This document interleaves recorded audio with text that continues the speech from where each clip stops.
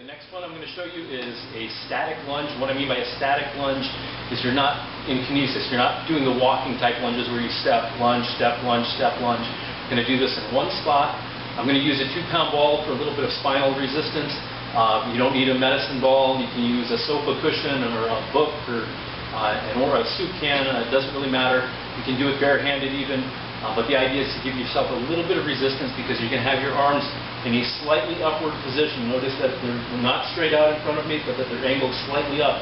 And that upward angle, just like holding the bar overhead with the squat, is designed to help keep my spine up and down, straight up and down more.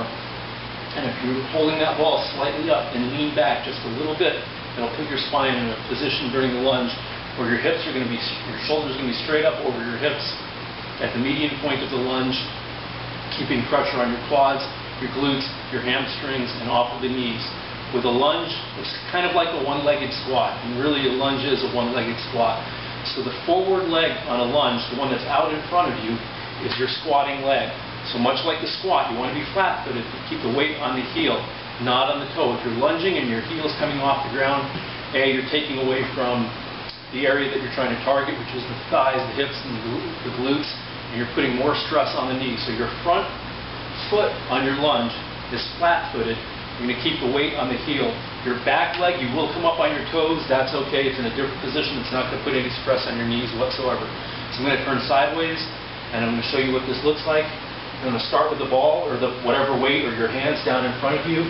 You're going to step out, take a fairly long stride, slightly longer than normal. Step out, stop.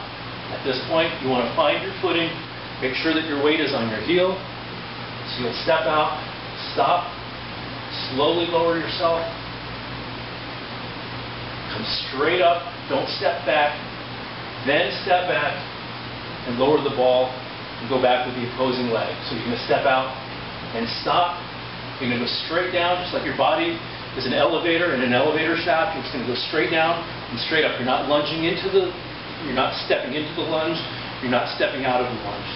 You're going to step, stop, straight down,